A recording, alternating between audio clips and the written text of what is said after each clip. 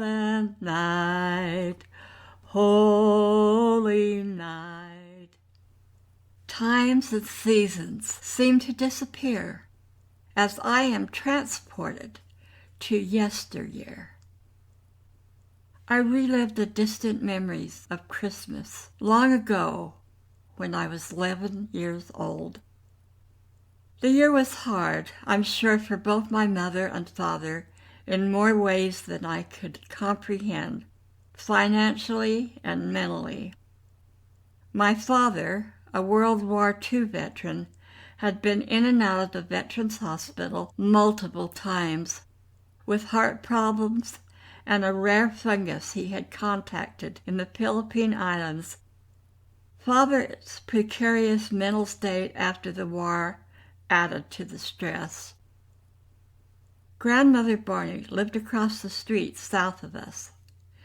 She had taken on the task of raising my 3 cousins, Diana, Maria, and Kirk, whose mother, Renelda, had passed away in childbirth a few years earlier. Daddy's sister, Aunt Lorene, had asked my folks to take my cousin Lillian for a few months to live with us, which added to Mother and Father's burden. Yet Mother never seemed to mind. She lovingly reached out to my cousins in her Christ-like way. Christmas Eve day was one of the most favorite days of the year. All of us children looked forward to participating in the 6 p.m. Christmas program at the Church of Jesus Christ of Latter-day Saints. Our chapel had a stage with red velvet curtains in back of the choir seats. They closed the curtains when the stage wasn't in use. A large, fully decorated Christmas tree stood on the right-hand side. That year, the theme was Toyland. My brother Maynard and cousin Kirk were blocks made out of cardboard boxes painted red and other various colors. Maynard's dark brown hair contrasted with Kirk's white blonde locks as they shyly took center stage and performed with their primary class. Mama had made Lillian, Marie, and me Christmas dresses. We were dressed up in our new wear with red lipstick and rouge because we were dolls on parade. It was a Christmas dream for me as we danced and sang, for in my secret heart of heart, my dream was to be a ballet dancer and an opera star. After the primary program, the drapes were drawn while we sang a few Christmas carols. Then they reopened on the manger scene as the man read the words from the scriptures, "For unto you is born this day in the city of David a Savior, which is Christ the Lord." Luke 2:11.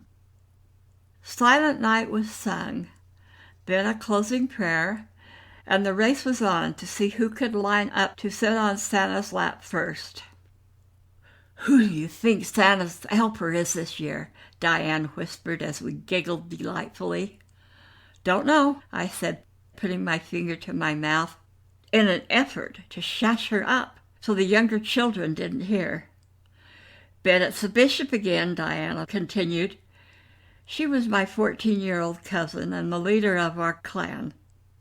I haven't seen him since we began singing the carols. "I just hope there's enough so I can take a sack home to Feloy," I said, remembering my 4-year-old sister at home and my promise to try and bring her a treat. We sang a mixture of Up on the Housetop and various Christmas carols, our breath lingering in the icy air as we made our way home through the cold December evening. The roads were clear, but snow from the previous storm kept piles of wind-swept, glistening white mounds and ghostly drooping snowmans in the various yards we passed by. "The stars seem especially bright tonight," I said, gazing into the heavens. "Wonder if one of them is the star of Jesus," Maynard asked. "Maybe that one," Lillian said, looking towards the brightest star she could find. "Daddy says it's a North Star," I said. "But it could be Jesus' star," Maynard said, determined in his quest to see the heavenly star of long ago. "We'll pretend tonight it is," I said, as I started to sing, "Silent night, holy night," changing the subject away from the unanswerable question. "Someone's at Grandma's," Diana said, as we spied a car parked in front of her house. "Might be Father," Maria said, as she started to run. "Father's car is black and not that new," Diana disagreed. "It's my mother!" Lillian shouted, her voice an octave higher with excitement as she hurried after Marie. Within a few short minutes we had all converged into Grandmother Barney's warm house, where the aroma of fresh brewed coffee simmering on the white and black coal-burning stove in Grandmother's kitchen greeted our nostrils. I've always been a people watcher, so I watched my family dealing with the turmoil of life's surprises with some trepidation. Lillian's honey blonde hair burrowed into Aunt Lorene's chest like a lost, hungry puppy seeking comfort as she hugged her mother close to her. Aunt Lorene looked like she had just stepped out of a fashion magazine. Her black hair, piled smartly on the top of her head, accentuated her navy blue suit that fit her thin frame nicely. "Lillian, let me get a good look at you," Aunt Lorene said as she held Lillian away from her. "My, how you've grown." Turning into the overstuffed chair that a tall, lanky man had sank his frame into, and said, "Do you remember your stepfather, Smitty?" Later we found out that was his nickname. His real name was LeGrand Smith. Lillian's face went from sheer happiness to a guarded, reluctant response as she tried to smile. An awkward silence ensued. "Sure I do," she said. Kind of sad. Do you know what my Aunt Lorene and Smitty did? They vowed to each other that they would come first in each other's lives and their children would come second. What a tragedy. So Lillian it was good she had my mom and another aunt, because it was just good.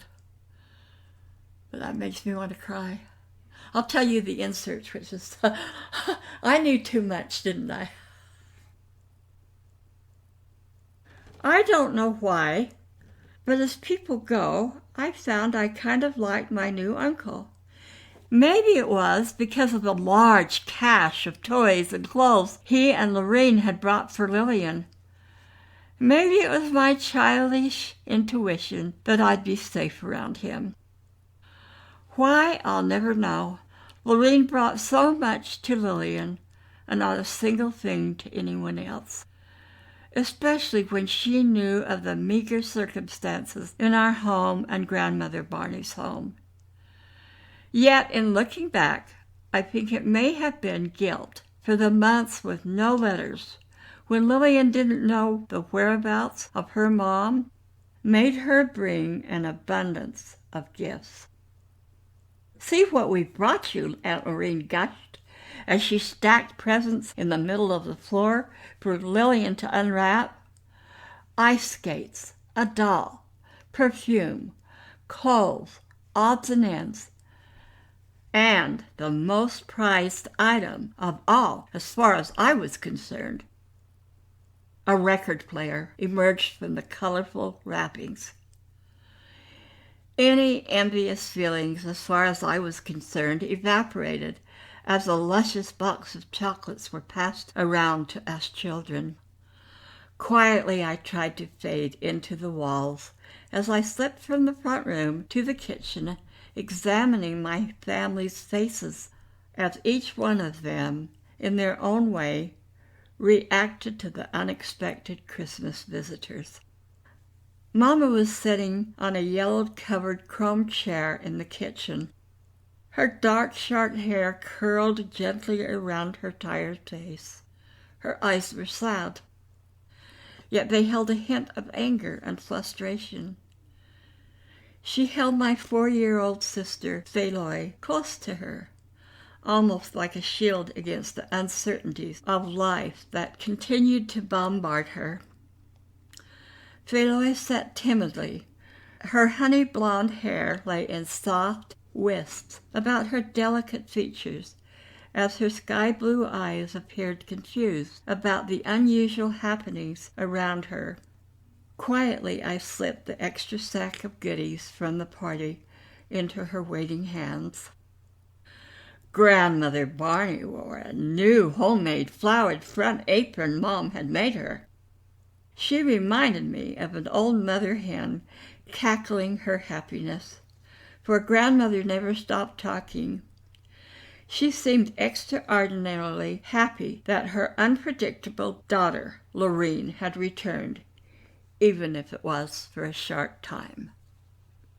People are going to get the idea of what really, our family, it's like Dad's. It isn't two-dimensional. The people are real.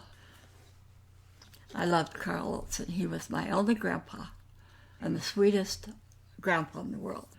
We all that's why I like people to take over and help other children, because they may be the only one, we might be the only person for them. Carl Olson, our neighbor and adopted grandfather, rocked back and forth in the old white kitchen rocker, a calmness of tranquility across his aging face. He was our source of comfort and support amid the turmoil. Daddy had already succumbed to the temptation of the liquor and beer the visitors had brought, and was happy to drink himself into forgetfulness with them.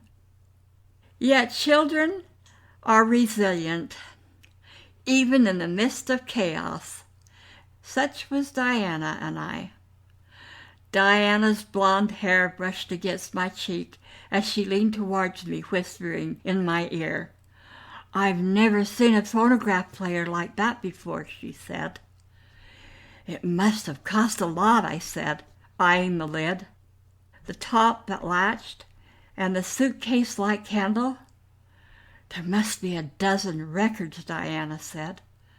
"Ask if we can play them." "No, you," I whispered, wondering if I dared interrupt Lillian's moment of glory. Because even from my childish view, I realized her moments to shine were few and far between. "I'm going to try on the skates," Lillian said as she grabbed the white high tops with their silvered rims. "Maybe I can find some ice tomorrow and try them out. I miss skating." "Can I look at your doll?" Maria chimed in, as all of us inched closer to the colorful Christmas gifts. "Nothing for boys," Maynard said disgustedly. "Come on, Kirk. Let's play wooden soldiers. I think we should have been the ones who did that part." "Yeah, instead of those awful blocks," Kirk agreed. "Ask," Diana said as her elbow nudged into my ribs. Gulping down the knot of fear that had lodged in my throat, I blurted out the words that were on the tip of my tongue to the only person I dared ask. "Uncle Smitty, can we play with the phonograph?" I asked quickly, before my courage failed me. "Don't see why not, if Lillian doesn't care," he said. "We can all listen to the records," Lillian said. "It would be too noisy, and I want to visit," Grandmother Barney said. "I'll bet Fay will let them play it at her house," Carl said as he stood in the front room doorway, his voice one of quiet authority. "The girls would enjoy it." "I don't mind," Mom said. "I'll walk over with them and help them set it up." relief in our lives to have some excuse to leave. Just be careful with it, Aunt Lorraine semi-objected. Let's go before they change their minds, Diana said, picking up a stack of records. I think they're glad to get rid of us, I said, giggling with relief and happiness. Mama's spotless kitchen became our stage as Diana and I danced, learned the songs, and sang our way into exhaustion. Tennessee Waltz by Patti Page, If by Perry Como, Come on to my house, come on, I'm gonna give you everything, and others by Maury Alonso. And I loved Maury Alonso.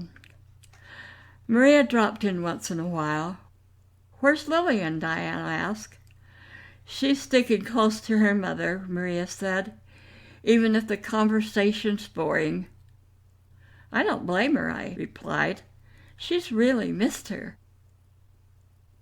Later on, when our home was quiet and we were preparing for bed, Mama said, Betty, concern in her large, dark brown eyes, Santa can't afford to bring our family a Christmas like Lillian got. I know, Mama, I said. It doesn't matter. Diana and I feel really lucky that we got to use the phonograph. It's one of the happiest Christmas I've ever had. Christmas morning, as we crept in to see what Santa had brought, it didn't bother me at all that Lillian got the same things from Santa that I did. A baby doll, which I still have, a wooden necklace with light and dark brown hues, a Christmas stocking with goodies, and a delicious orange in the toe. What more could a girl ask to complete a wondrous Christmas? Often I look back at the Christmas of 1951 as one of my favorite Christmases. Not for the gifts, but for the joy my cousins and I felt as we laughed and played that phonograph throughout the holidays. I chuckle to this day as I recall Grandmother Barney's comment, "You kids are going to wear that noisy thing out." It was probably getting on her nerves. We played it at her house as much as we did mine. Bless his heart, Carl just smiled. That's what it's for, he said. Come on to my house, come on. I'm gonna give you everything.